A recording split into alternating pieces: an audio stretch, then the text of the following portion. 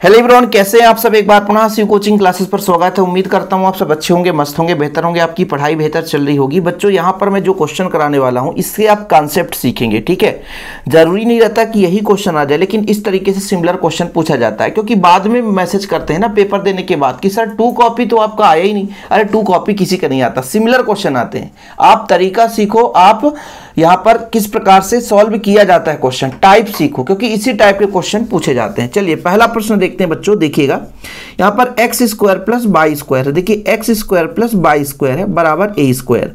आपको अवकल समीकरण निकालना बच्चों, ठीक है। इसके संगत अवकल समीकरण तो कुछ भी नहीं, आप x के सापेक्ष अवकलन कर दो। जैसे आप x के सापेक्ष अवकलन करोगे तो यहाँ पर x square plus y square हो जाएगा और यहाँ पर डी अपान डी एक्स हो जाएगा बच्चों ए स्क्वायर। देखिए थोड़ा समझने की कोशिश करिए, एक्स स्क्वायर का तो 2x हो जाएगा, सही है सर। वाई स्क्वायर का 2y हो जाएगा, लेकिन यह x के रिस्पेक्ट में, इसलिए D y upon d x कर देना।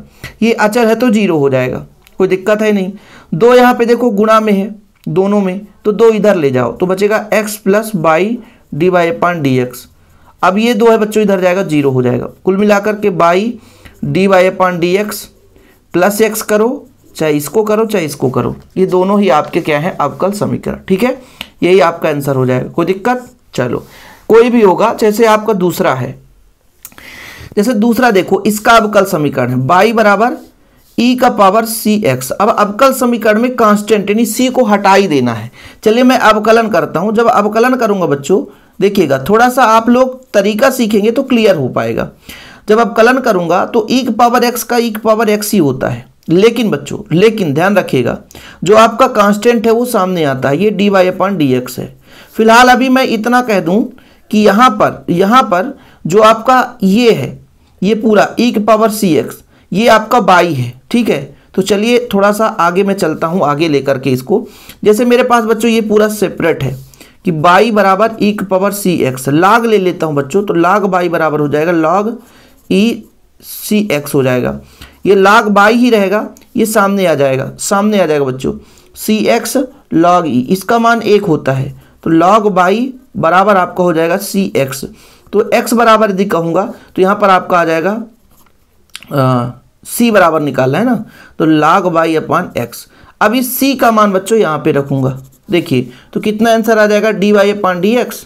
c का मान रख दूँ तो c का मान आता है log बाई अपान एक्स, ठीक है। और फिर सर कहो ये क्या आ गया सर, तो ये आपका बाई हो जाएगा। कुल मिलाकर के x D y upon d x हो जाएगा और बाई log बाई आ जाएगा, ठीक है। ये आपका आंसर आ गया, ये आपका आंसर आ गया। देखो परीक्षा बोर्ड में मैं आपको दिखाता हूँ, इसका मैं गलत आंसर दिखाता हूँ आपको। ये देखो यहाँ पे बाई बराबर लॉग एक्स, बिल्कुल गलत है, बिल्कुल गलत है। ये बाई लॉग बाई होगा, ठीक है। ये आप आंसर देखो ना, चेक करो, किसी भी तरीके से आंसर करो। तो मैं तरीका समझाता हूँ कि भाई कैसे आता है, वो चीज़ आपको समझना है। तीसरा प्रश्न है बच्चों, अवकल समीकरण है, इसमें समाकलन गुणांक। समाकलन गुणांक क्या होता है, ई का पावर। यहाँ पे जो भी यह आपका फर्स्ट स्टेप है, सेकेंड में आपको देखो यहाँ पर तो ये p है बच्चों, और किसके रिस्पेक्ट में dx की, तो p dx, ये आपका हो जाता है समाकलन गुणांक। क्या होता है बच्चों, समाकलन गुणांक, ठीक है। चीजें क्लियर है, आगे चलते हैं। देखो बोला है सदिशों का यहाँ पर परिणामी मतलब दोनों सदिश पहले जोड़ो, तो 2 1 3 आई, ठीक है। और बच्चों आपका हो जाएगा 4 4 2 6 जे, है ना। 5 में 3 घट जाएगा तो 2k आ गया, मतलब ये किसी वेक्टर a के बराबर है। तो यदि एकांक सदिश की बात करें तो वेक्टर ऑफ ए बटे mod of a, mod of a मान निकाल लो तो इसका हो जाएगा 3i plus 6j minus 2k। अब 3 त्रिकाई 9 और 2 दूना 4, 9 4 13 हो जाएगा, 6 6 36, 49 का वर्गमूल आपका 7। दिस इज आंसर, ठीक है, कोई दिक्कत तो नहीं। चलिए, 2 सदिशों का योग या अंतर एक क्या होता है, जब योग करेंगे सदिश का या अंतर करेंगे तो एक नया सदिश मिलता है बच्चों। क्या मिलता है, एक नया सदिश मिलता है। योग या अंतर एक नया सदिश मिलता, नया सदिश, ठीक है, एक नया सदिश होता है। सदिशों का योग क्रम विनिमय नियम का पालन करता है, सही है कि नहीं, क्रम विनिमय नियम का पालन करता है, क्रम विनिमय नियम का पालन करता है।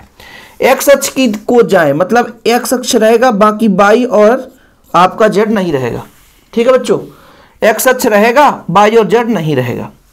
देखिए एफ इनवर्स ये आपका इस बार हट गया है, इसको सॉल्व नहीं करते हैं क्योंकि जो हट गया बच्चों उसमें टाइम पास करने की जरूरत नहीं है।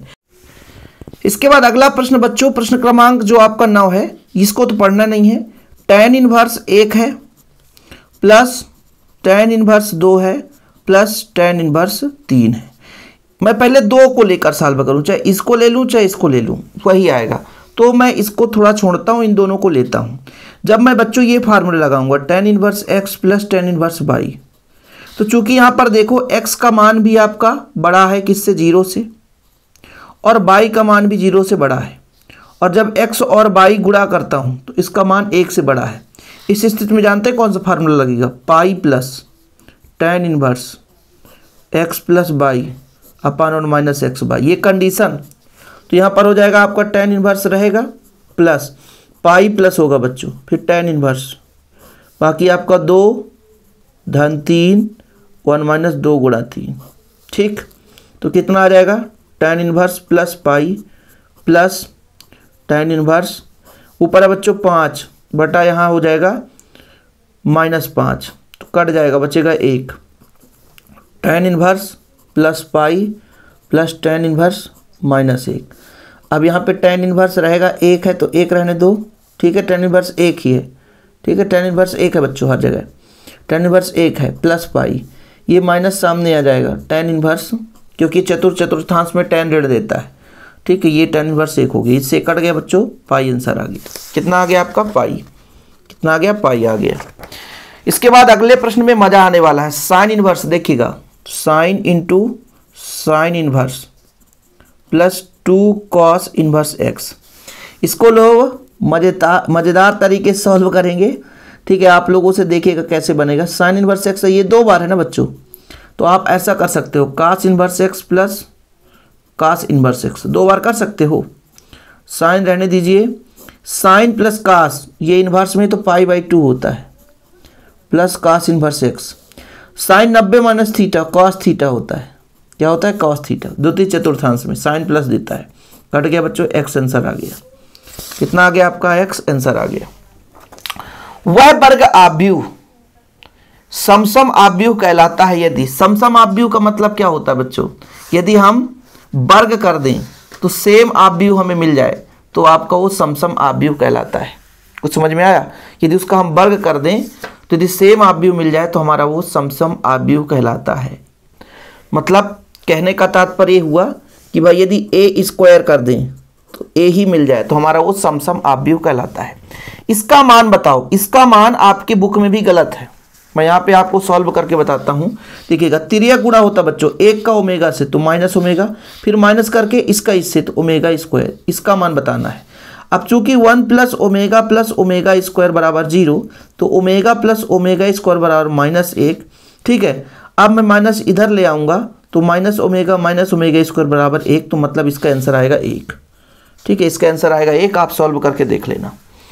आगे देखिए 2 सदिश हैं तो इनका गुणा का मान कितना होगा, ठीक है, मतलब a का मान है हमारे पास 2 4 3 2, ठीक है, और बच्चों b का मान है 1 3 2 5, ये आपके पास है। इसका गुणा फर्स्ट रो फर्स्ट कॉलम तो 2 1 कम 2 और 4 दूना 8 तो 10 हो जाएगा। फर्स्ट रो सेकेंड कॉलम 2 3 6 5 को 20 तो 6 26 हो जाएगा। सेकेंड रो फर्स्ट कॉलम 3 1 कम 3 2 दूना 4 तो 7 हो जाएगा।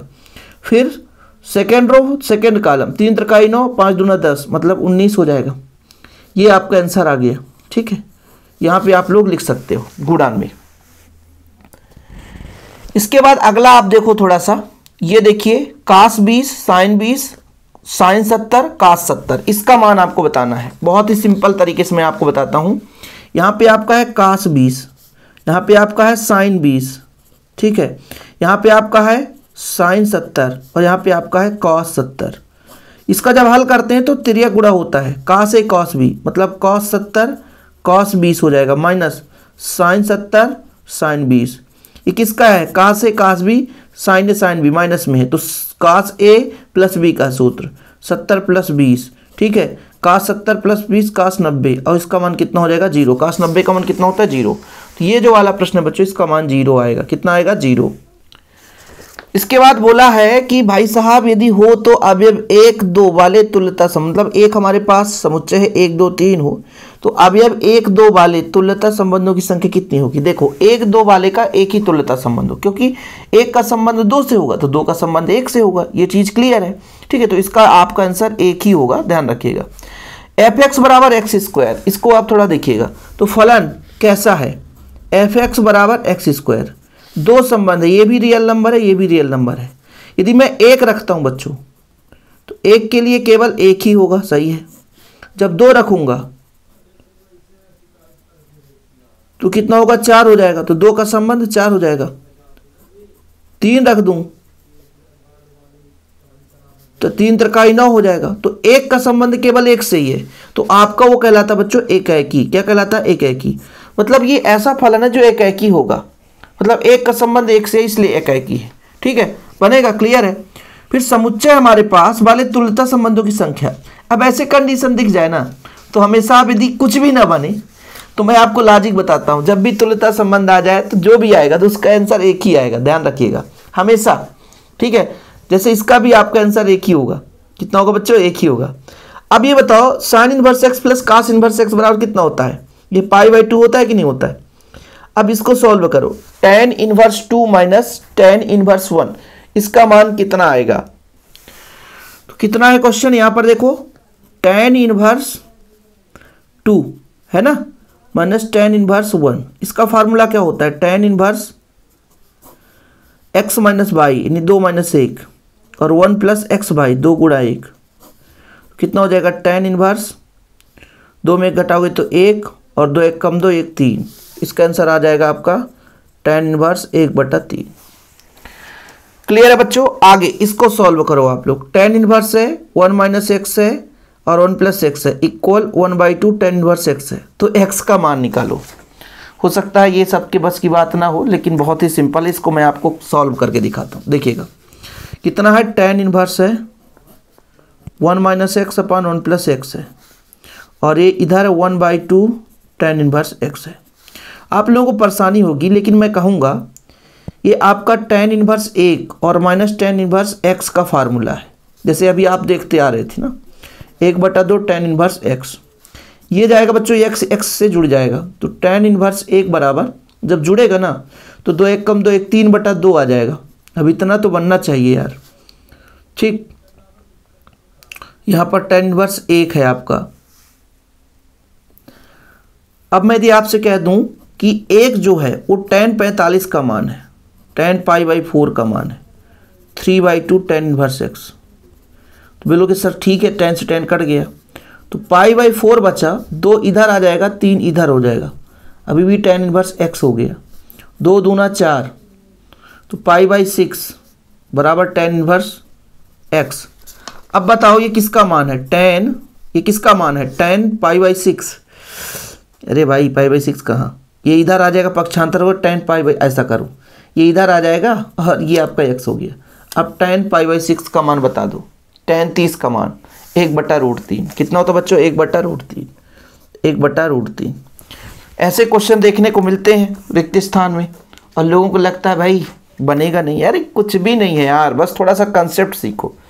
इसका जरा बताओ आप लोग, यहाँ पे दिया है साइन इनवर्स, ये जानते किसका है फार्मूला, 2 tan इनवर्स a का, 2 tan इनवर्स साइन में इस तरह बदलता है, फिर प्लस है, ये किसका है बच्चों, 2 tan इनवर्स b का है। ठीक है, इधर आपका 2 tan इनवर्स x ही है, सभी से 2 2 2 खत्म, बचेगा कितना tan inverse a plus tan inverse b बराबर tan इनवर्स x।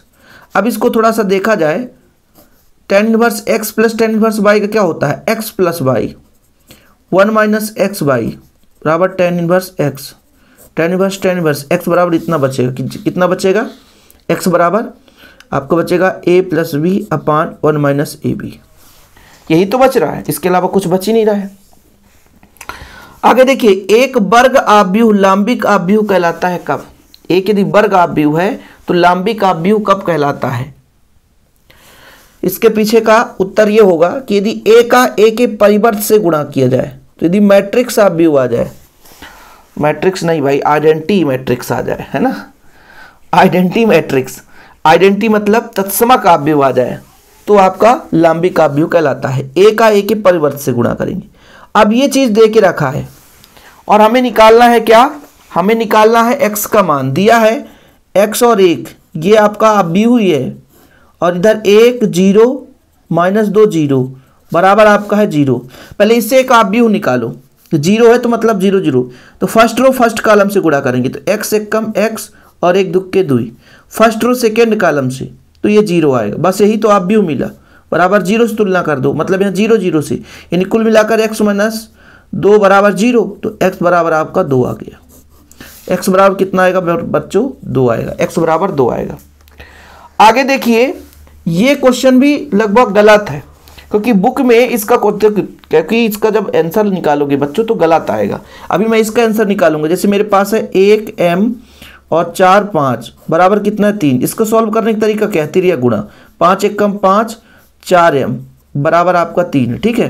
पक्षांतर कर दो तो आपका 5 - 3 बराबर 4 m, तो 2 बराबर 4 m, तो m बराबर 2/4, तो 1/2 आएगा। ये आंसर आ रहा है, ठीक है। और वहीं पे आप जब बुक देखोगे तो बुक में यहाँ पे 3 मिलेगा, तो जब इधर गुणा करोगे तो 4 3 कितना होगा 12, 4 3 12 -4 m, नहीं 5 3 15 है ना, 5 3 15, 5 3 15 -4 m बराबर 3। अब घटेगा तो 12 बराबर 4 m, तो m बराबर 3 आ जाएगा। तो आप लोग कंफ्यूज मत होना क्योंकि ये जैसे परीक्षा बोर्ड में क्वेश्चन है तो आंसर m बराबर 3 दिया है जबकि क्वेश्चन गलत है। तो ये छोटी छोटी जो गलतियां होती हैं उन पर यदि जो नहीं पकड़ बनाता तो फिर उसका आंसर गलत ही हो जाता है, क्योंकि एग्जाम में आप जाते हो गलत कर जाते हो। सारणी के अवयव 3 का सहखंडज निकालो, तो इसका मैं आपको लास्ट क्वेश्चन है, इसका मैं होमवर्क देता हूं कि सहखंडज आप निकाल कर बताना। बाकी अभी स्टार्टिंग है मैथ का, आपके लिए निरंतर क्लास लाता रहूंगा बच्चों। और आप लोग इस चैनल पर पहली बार आए हैं, बहुत सारे बच्चों ने हमें कंटेंट भेज दिया है प्रीवियस ईयर का, कुछ मॉडल पेपर, तो हम टाइप आपको समझाने का काम करेंगे। अभी भी मैं बार बार कह रहा हूं कि जो मैथ का बच्चा है उसका एक अलग से प्लेलिस्ट बना है और टाइप पढ़ो। जरूरी नहीं कि मैं जो पढ़ाऊं वही आ जाएगा, लेकिन टाइप पढ़ोगे तो डेफिनेट रूप से आपके अच्छे अंक आएंगे। फिलहाल आज के लिए इतना ही। जय हिंद, वंदे मातरम।